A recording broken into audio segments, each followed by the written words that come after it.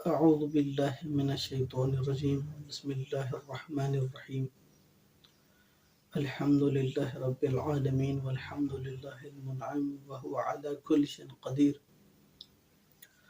والصلاة والسلام على محمد وأهل بيته الطيبين الطاهرين واللعنة الدائمة على أعدائهم أجمعين أما بعد بسم الله الرحمن الرحيم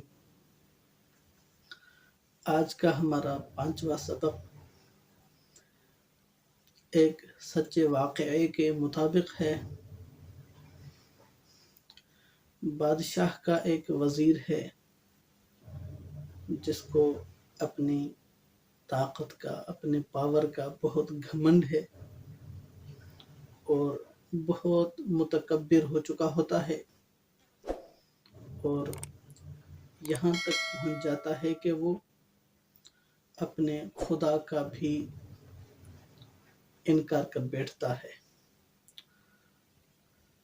تو جب اس کی یہ طاقت ختم ہو جاتی ہے اور سلاخوں کے پیچھے جب آ جاتا ہے اور اس کا پاور بالکل ختم ہو جاتا ہے، اس گھڑی میں اسے خدا یاد آتا ہے اور وہ یہی کہتا ہے کہ ہم کچھ بھی نہیں ہیں، سراپا محتاج ہیں، جو کچھ ہے اس کی ذات ہے جو ہمیں عطا کرتی ہے، جو فقط عطا کرتی ہے اور خود محتاج نہیں ہے۔ تو بالکل مختصر آج کا درس ہے، ہم اسٹارٹ کرتے ہیں۔ 5واں سبق ایک سچا واقعہ۔ گزشتہ سبق میں ہم نے کہا تھا کہ جو لوگ زبان سے خدا کے وجود کا انکار کرتے ہیں وہ اپنی روح کے اندر خدا کا اقرار کرتے ہیں۔ اس میں شک نہیں ہے کہ بہت سی کامیابیاں انسان کو مغرور بنا دیتی ہیں، خاص کر کم ظرف لوگوں میں یہ بات زیادہ نظر آتی ہے۔ یہی غرور ان کو یاد خدا سے غافل کر دیتا ہے، حتیٰ کہ کبھی کبھی وہ خود اپنے فطری تقاضوں کو بھی فراموش کر دیتے ہیں۔ لیکن جب بعد حوادث کے تھپیڑے ان کی زندگی کو درہم برہم کر دیتے ہیں اور بلاؤں کی تلاطم خیز موجوں میں ان کو گھیر لیتی ہیں، تو انانیت کے پردے ان کی آنکھوں کے سامنے سے ہٹ جاتے ہیں اور خدا کی وحدانیت اور اس کی معرفت کا جذبہ ان کے اندر عود کر آتا ہے۔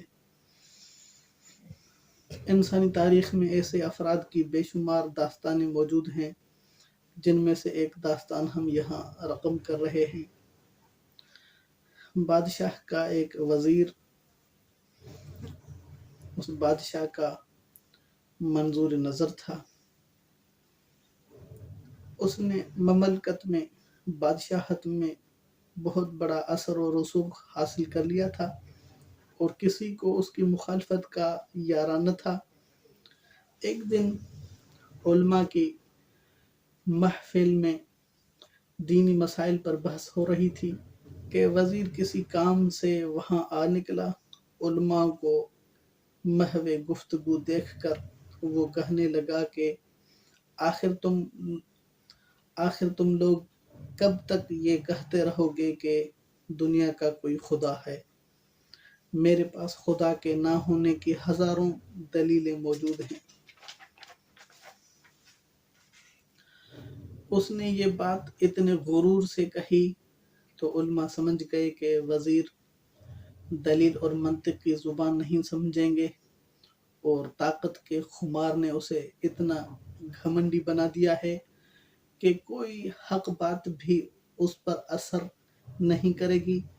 چنانچہ وہ خاموش رہے اور انہوں نے اس کی بات کا کوئی جواب نہ دیا۔ اتفاق سے اس واقعے کے چند روز بعد وزیر پر کچھ الزامات لگے اور بادشاہ نے اس کو قید کرنے کا حکم دے دیا۔ اس روز محفل میں ایک شریک عالم نے سوچا کہ اس وزیر کو خواب غفلت سے جگانے کا یہ اچھا موقع ہے۔ اب چونکہ اس کا غرور کا پندار ٹوٹ چکا ہے، اس لیے اگر اس وقت اسے نصیحت کی جائے تو یقیناً وہ قبول کرے گا۔ چنانچہ وہ عالم اجازت لے کر وزیر سے ملنے قید خانے گیا۔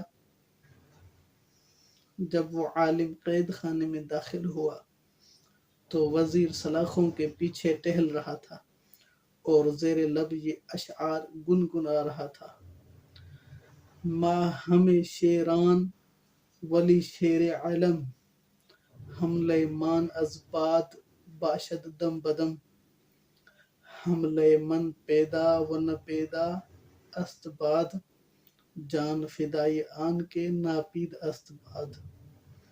یعنی ہم ان شیروں کی طرح ہیں جنہیں پرچم پر بنا دیا گیا ہو۔ جب پرچم لہراتا ہے تو یوں لگتا ہے کہ یہ شیر ابھی حملہ کر دیں گے، لیکن غور سے دیکھا جائے تو یہ پتہ چلتا ہے کہ ان میں تو جان ہی نہیں، اور یہ ہوا ہے جو ان کو ہلا رہی ہے۔ اسی طرح ہم خواہ کتنے ہی طاقتور کیوں نہ ہو جائیں، ہماری اپنی کوئی حیثیت نہیں۔ وہ خدا ہے جس نے ہمیں یہ طاقت بخشی ہے، اور وہ جب چاہے اسے ہم سے چھین سکتا ہے۔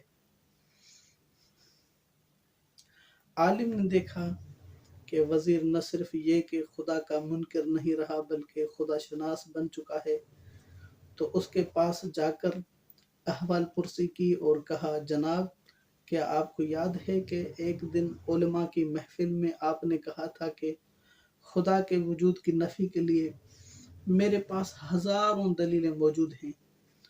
اب میں آپ کے پاس اس لیے آیا ہوں کہ آپ کی ہزاروں دلیلوں کے جواب میں خدا کے وجود کی صرف ایک دلیل پیش کروں، اور میری دلیل یہ ہے کہ خدا وہ ہے جس نے آپ سے اس طاقت کو چھین لیا ہے جس پر آپ غرور کر رہے تھے۔ وزیر نے شرم سے سر جھکا لیا اور کوئی جواب نہ دیا، کیونکہ اسے اپنی غلطی کا احساس ہو چکا تھا اور وہ اپنی روح میں خدا کے نور کا جلوہ دیکھ رہا تھا۔ قرآن مجید میں فرعون کے بارے میں ارشاد ہوتا ہے: بسم اللہ الرحمن الرحیم، حتی ادرکہ الغرق قال آمنت انہ لا الہ الا الذی آمنت بہ بنو اسرائیل۔ فرعون خدا کا انکار کرتا رہا یہاں تک کہ جب ڈوبنے لگا تو بولا کہ میں ایمان لایا، یقیناً اللہ کے سوا کوئی معبود نہیں ہے جس پر بنو اسرائیل ایمان لائے۔ خدا سے دعا ہے کہ اللہ تعالیٰ ہمیں سچا ایمان نصیب فرمائے اور سچے ایمان پر موت نصیب فرمائے۔ والسلام علیکم ورحمۃ اللہ۔